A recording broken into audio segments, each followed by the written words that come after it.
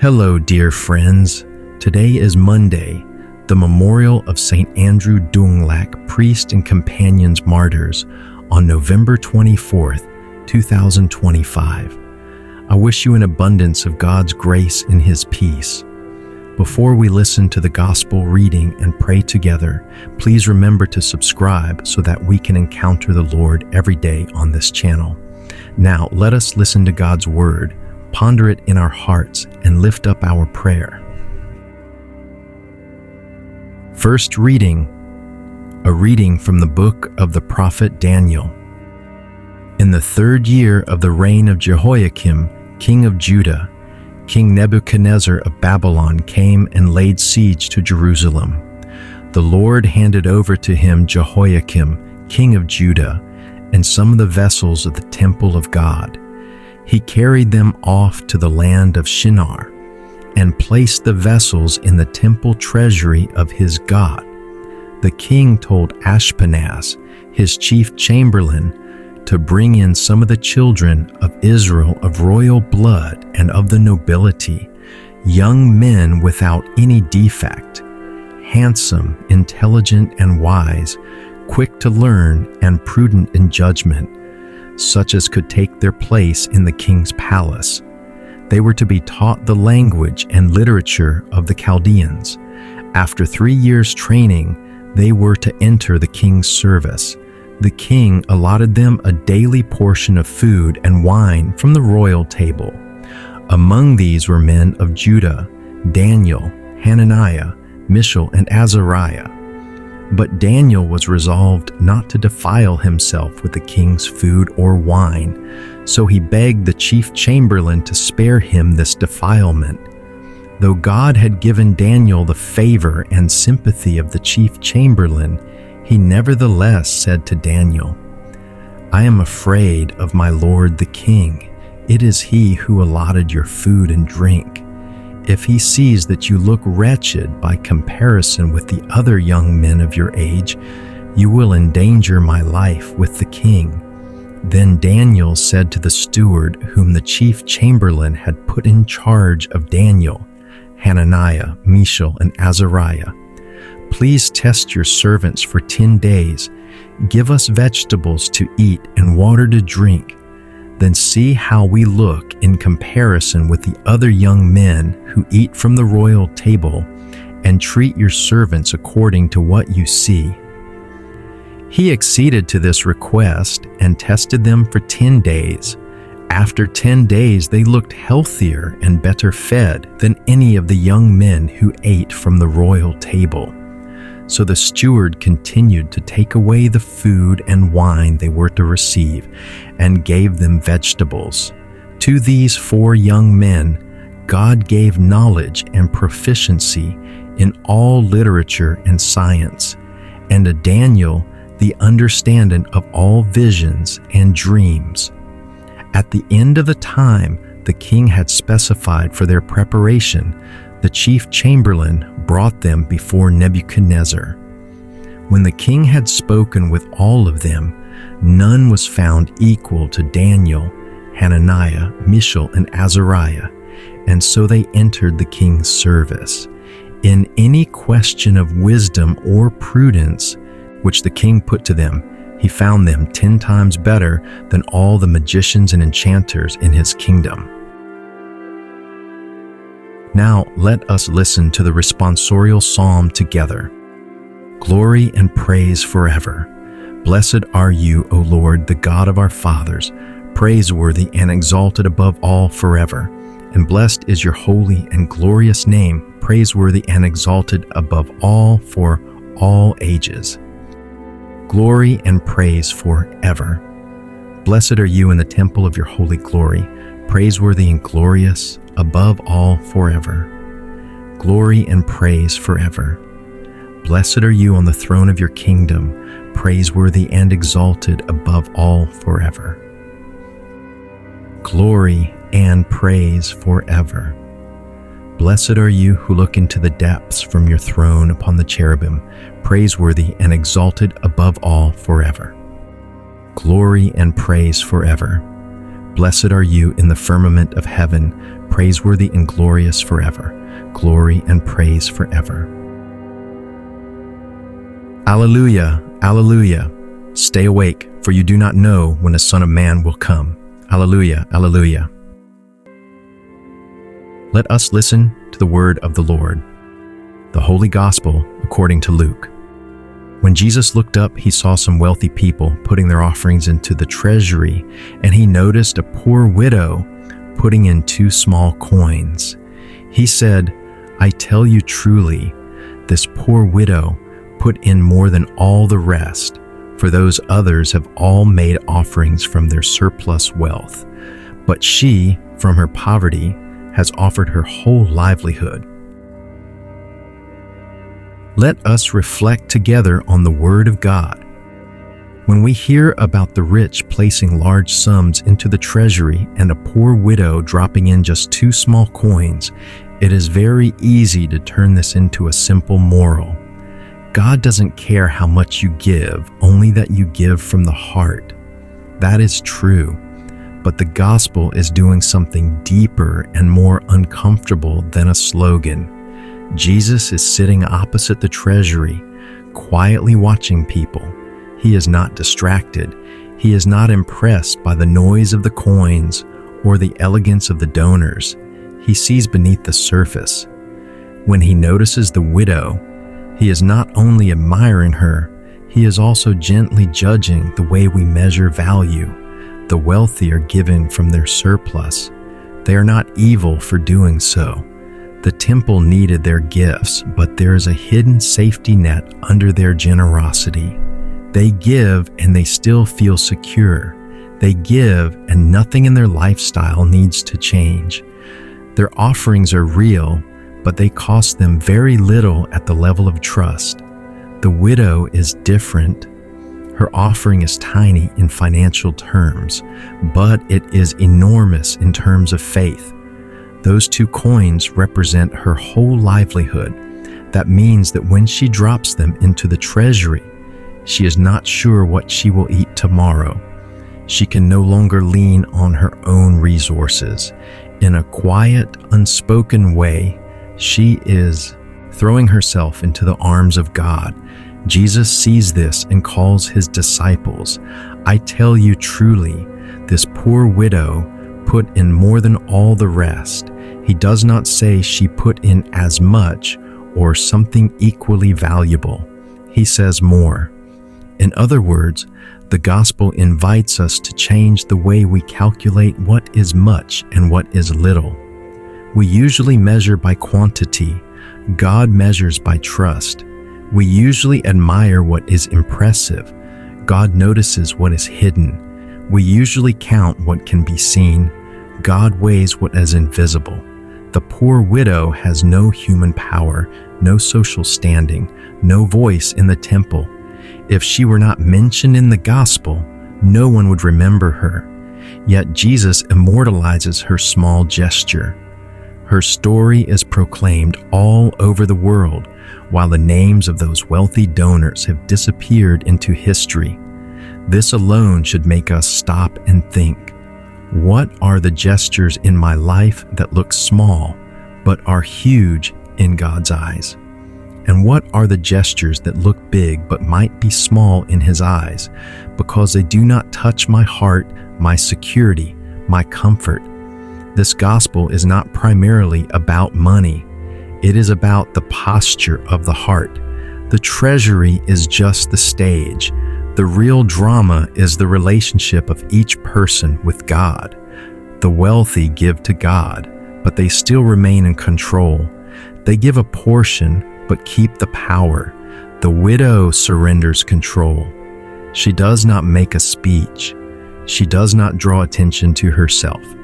Her offering is almost hidden in the noise of the temple, yet Jesus hears the sound of a heart that is all in. We might be tempted to think, well, this is beautiful, but unrealistic. I have responsibilities, a family, bills, a future to prepare for. I cannot just give away everything. And the gospel is not asking us to imitate the widow, literally in every detail. Jesus is not telling every disciple to run to the bank and empty their account. Instead, he is revealing a principle. In every area of life, real love always moves from surplus to sacrifice, from convenience to trust. Surplus giving says, I will offer what I do not really miss. Sacrificial giving says, I will offer something that I feel because I want my heart to be involved. This applies not only to money, but also to time, attention, forgiveness, patience. Many of us give God the leftover minutes of our day, the leftover energy of our week, the leftover space in our hearts after the world has taken the best of us. The widow with her 2 coins stands in front of us like a mirror. She asks us gently, what is the whole livelihood that you are afraid to place into God's hands? Maybe it is not money. Maybe it is your plans, your reputation, your image of success, your comfort, your habits, your control over your schedule. We like to keep a safety zone where God cannot ask too much from us. We might even be generous in many areas and still keep one protected corner that we consider ours. The widow challenges this unspoken agreement we have with God. She shows that true trust does not bargain. She does not say, Lord, I will give you 1 coin and keep 1 for myself so I feel safer. Her whole gesture is a wordless yes. At the same time, we need to notice something tender. Jesus does not criticize the widow for being imprudent. He does not tell her, you should keep those coins. The temple has enough.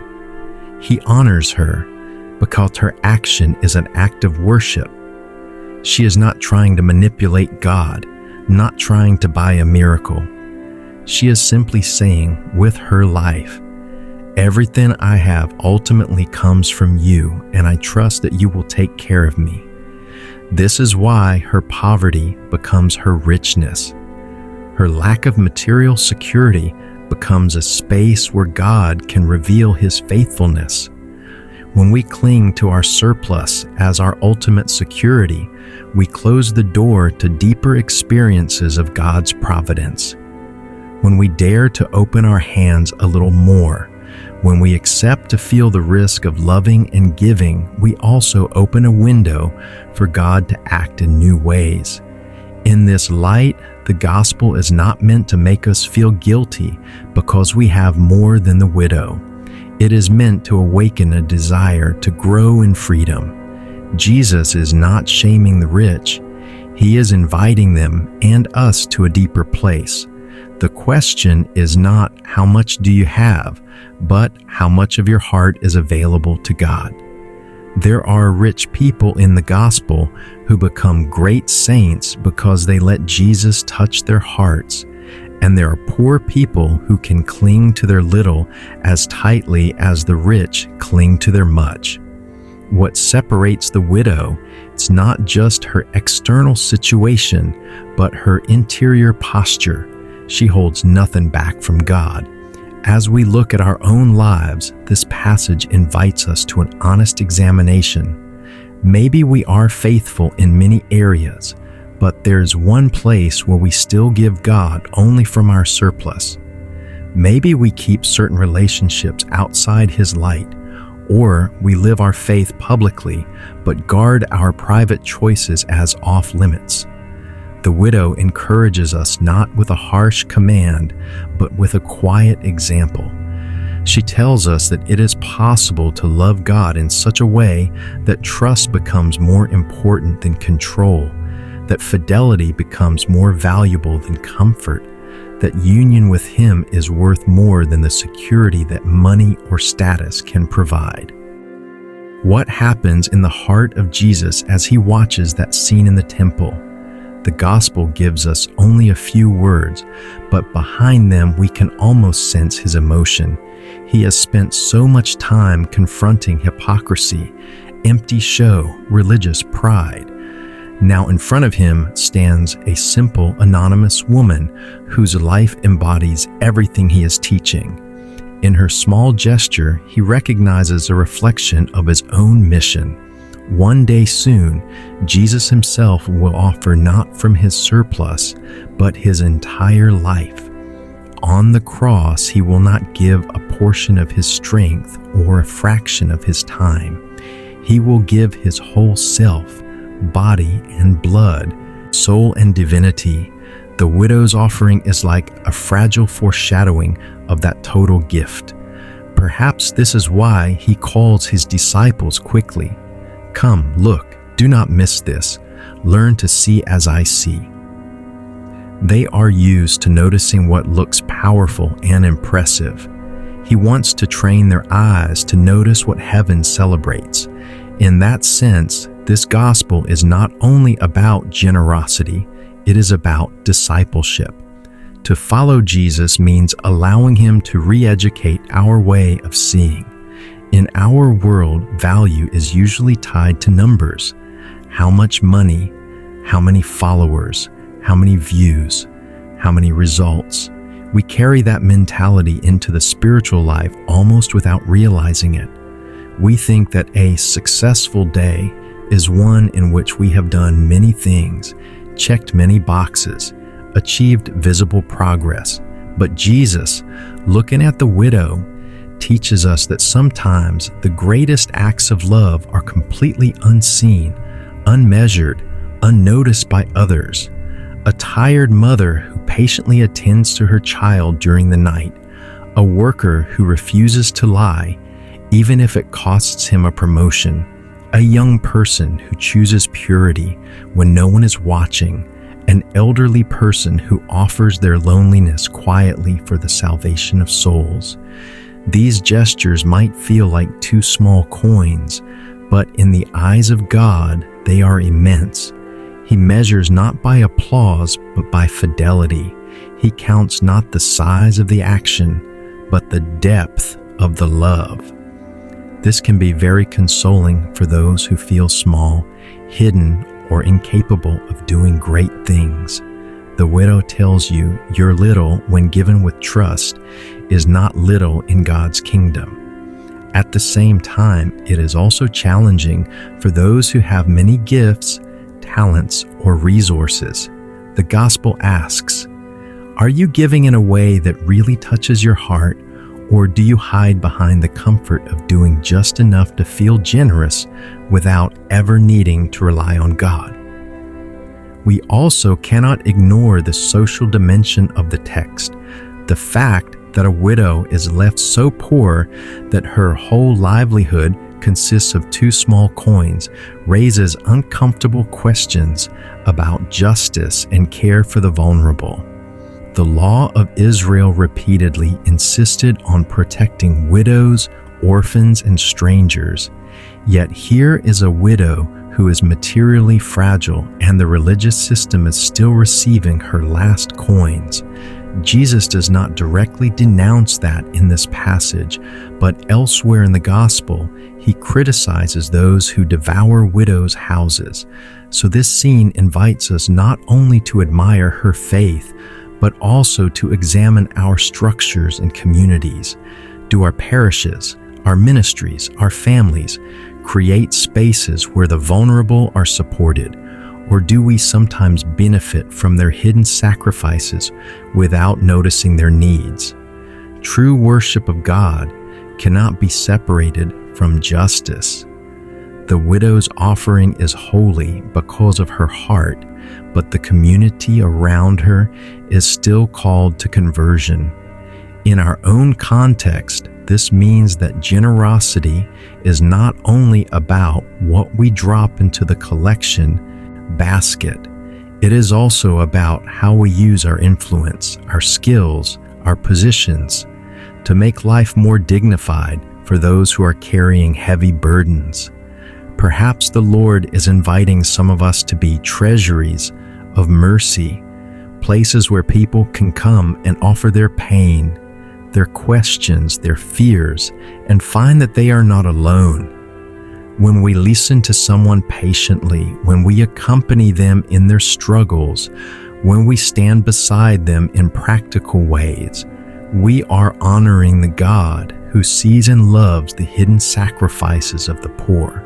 There is another subtle detail in the story. The widow does not wait until her situation improves to give. She gives from her poverty. Many of us fall into the trap of postponing generosity. We tell ourselves, when I have more time, I will pray more. When I have more money, I will give more. When I feel stronger, I will love more. When my life is less complicated, I will respond to God's call more fully. The problem is that later never really arrives. There is always a new reason to wait. The widow does not wait. She gives in the middle of her insecurity, in the middle of her lack, in the middle of her fragility. She teaches us that what God desires is not a future, improved version of ourselves, but our real selves now. He wants to meet us in the poverty of this moment, in the limited time we have today, in the imperfect love we can offer right now. When we dare to give from our poverty, we discover that grace grows exactly there. A heart that waits until it feels ready to be generous will remain closed for a long time.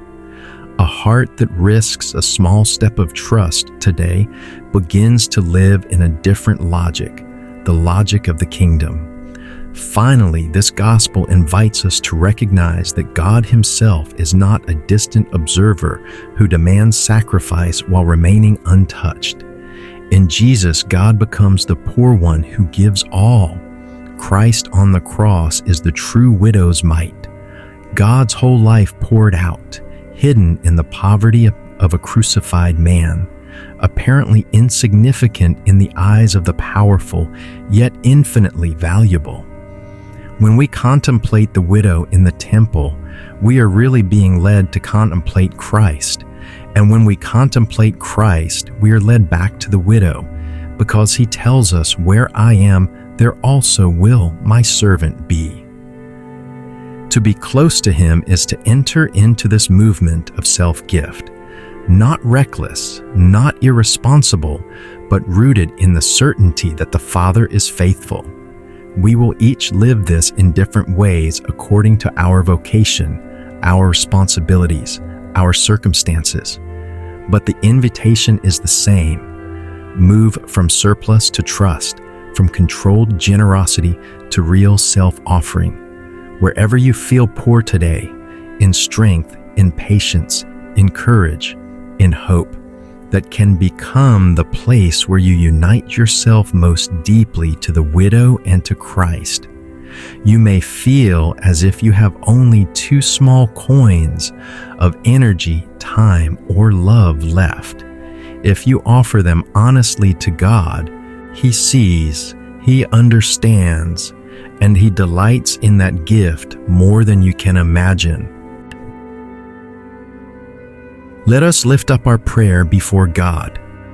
Jesus, when I hear about that poor widow walking up to the treasury with just 2 tiny coins in her hand, my heart gets quiet. I imagine her steps, maybe a little slow, maybe a bit tired, and yet inside her there was a courage that nobody around seemed to notice. You were the only one really watching her. You saw what nobody else saw. Today I come to you with my own 2 coins, the little that I have in my hands and in my heart. Maybe to others it looks like nothing. Maybe even to me it feels small and weak. But I place it before you and ask you to look at me the way you looked at her. Lord Jesus, you know how often I give to you from my surplus. I give you the leftover minutes of my day, the leftover energy after I've been on my phone, at work, with worries spinning in my mind.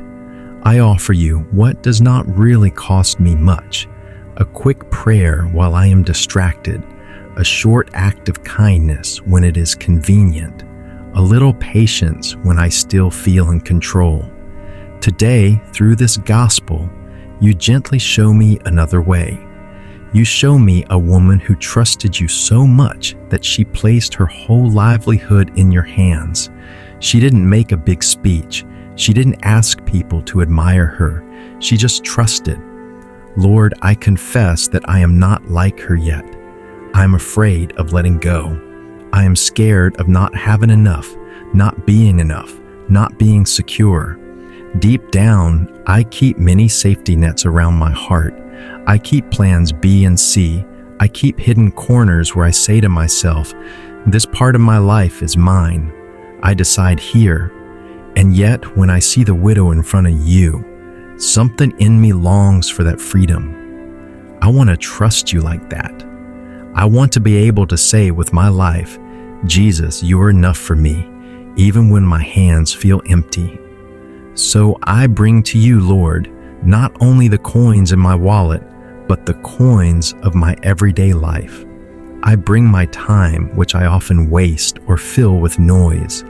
I bring my relationships, which I sometimes treat as if they were just for my comfort and not also for your glory. I bring my worries about tomorrow, money, work, health, family, the future that feels so uncertain. I bring my habits and the ways I escape when I feel tired or overwhelmed. These are the places where I tend to give you only from my surplus. I squeeze you in when I have a bit of space. I share with you when I feel safe. Today, inspired by that widow, I want to dare something a little different. Teach me how to give you my first moments, not just the last scraps. Teach me how to give you my honest heart, not a polished version that I think you want to see. Teach me to trust that when I hand you my whole livelihood, my plans, my dreams, my identity, my need for control, I am not losing my life. I am finding it in you. Jesus, you know the concrete details of my day. You know the alarm that rings in the morning when I feel like staying in bed. You know the messages, the emails, the noise, the temptations to scroll endlessly just to avoid thinking or feeling. You know the conversations that drain me and the responsibilities that weigh on my shoulders. You see me when I stand in the kitchen, when I sit at my desk, when I travel, when I am alone and no one is watching. In all those ordinary moments, show me how to live the spirit of the widow. Maybe my 2 coins today are 5 minutes of honest prayer when I'd rather be on my phone. Maybe they are a small act of generosity towards someone who will never say thank you. Maybe they are a choice to forgive a person who hurt me, even though part of me wants to hold on to the resentment. Maybe they are a decision to be present with my family, really present, putting away distractions. All of that feels small, but with you, nothing given with love is ever wasted. Help me believe that. Lord, I also want to talk to you about my fears because they are real and you see them. Sometimes I am afraid that if I give more of myself, more time, more money, more attention to others, more space for you, I will end up empty and tired. I worry that no one will take care of me if I do not take care of myself first in a very tight, controlling way. I fear being taken advantage of. I fear being invisible. I fear that my efforts will not be appreciated. When these fears grow, I start holding back. I give less. I close my hand around my coins and tell myself I cannot risk losing them. Jesus, come into those fears. Stand beside me at the treasury of my life the way you stood beside the widow. Whisper to my heart that you are not blind to my sacrifice, even when no one else sees it. Remind me that you notice every hidden gift, every silent yes, every quiet act of trust. The world may calculate according to numbers, but you count according to love. At the same time, Lord, I ask you not only to comfort me, but also to convert me. Do not let me hide behind excuses. Do not allow me to tell myself when I am richer, I will be more generous, or when I am less busy, I will pray more, or when I feel holier, I will give you my life. The widow did not wait until her situation improved. She gave in the middle of her poverty. Teach me to meet you there in my unfinished, imperfect reality. Help me stop postponing holiness. Help me stop dreaming of a future version of myself and begin to offer you the person I am today, with all my limits and all my little possibilities to love. Jesus, I also think about the people around me who live more like that widow than I do. There are parents who sacrifice daily for their children, often without recognition. There are workers who stay honest even when corruption could bring easy money. There are caregivers who give their time and energy to the sick and elderly. There are quiet saints in my parish, in my neighborhood, in my family, who keep saying yes to you without applause. I place them in your heart. Reward their hidden generosity. Strengthen their tired bodies and their sometimes discouraged hearts. Let them feel, even if only for a moment, that you see them. And if I can be an instrument of your encouragement for them, show me how. Maybe my own 2 coins can be a sincere word of thanks, a listening ear, a helping hand, a gesture of kindness that tells them they are not alone. Lord, looking at this gospel, I cannot ignore another question. Why was the widow so poor in the first place? Why does our world still have so many people who barely have enough, while others live in abundance? This prayer is not a political debate with you, but I want to bring my confusion honestly. You care about justice and you care about the poor. So change my heart so that I do not take my comfort for granted. Show me if there are ways I can share more, simplify my lifestyle, support those in need, use my gifts to create spaces where the vulnerable are seen and helped. I do not want to spiritualize everything and forget real people who are carrying heavy burdens. Use me, Lord, in small ways or big ways to lighten someone's load. Let my generosity be not just words, but also concrete actions. Still, at the center of all this, I hear your voice telling me something personal. I see you. I know your poverty, whether it is material, emotional, or spiritual. I know the places where you feel you have nothing left to give. Jesus, in these moments when I feel empty, remind me of the widow. Remind me that even my emptiness can be an offering. I can give you my tiredness and you can turn it into patient love. I can give you my confusion and you can turn it into trust. I can give you my loneliness and you can turn it into a deeper intimacy with your heart. I can give you my sins, sincerely confessed, and you can turn them into humility and mercy for others. Nothing is useless in your hands. As I continue this day, Lord, I do not know exactly how much I will be able to give. You know my limits better than I do. But I ask for one grace very simply, that I may hold nothing back from you out of fear. When I feel the impulse to be generous, give me the courage to respond. When I sense a little nudge to pray, remind me that even a short, honest prayer can be a precious coin in your sight. When I realize I am clinging too tightly to something, my time, my reputation, my comfort, help me loosen my grip and place it gently into your hands. Jesus, thank you for this gospel. Thank you for sitting in the temple and watching that widow so attentively, because through her, you are also watching and teaching me. Thank you for loving the small, the hidden, the ordinary. Thank you for not needing impressive offerings to be moved. You are moved by trust, by sincerity, by love. I give you now in this moment my 2 coins, my heart as it is, my day as it is, my life as it is.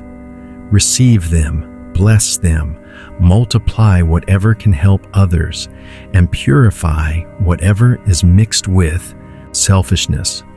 Let my whole existence slowly become a quiet, steady offering to you, until one day I can stand before you and hear not the voice of accusation, but the voice of love saying, "You gave me more than you knew," because every little act done with me and for me was precious in my eyes. Stay with me in the simple things, Lord. Teach me to live like that widow, not loudly, not perfectly, but honestly, and with a heart that dares to trust you more than my own calculations. Amen. Lord Jesus, before I finish this time of prayer, I want to stand once more beside that poor widow in the temple and look at you with her. She did not know that her simple act would be written in the gospel.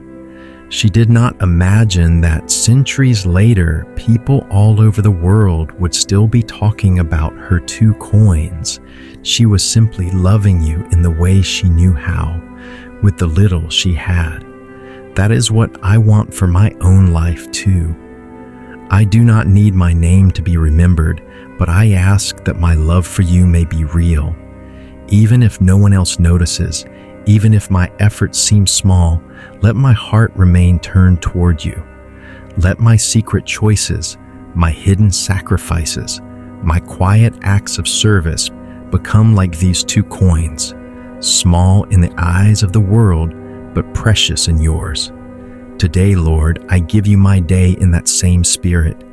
I give you the conversations I will have, the work I will do, the silence I will live, the tiredness I will feel.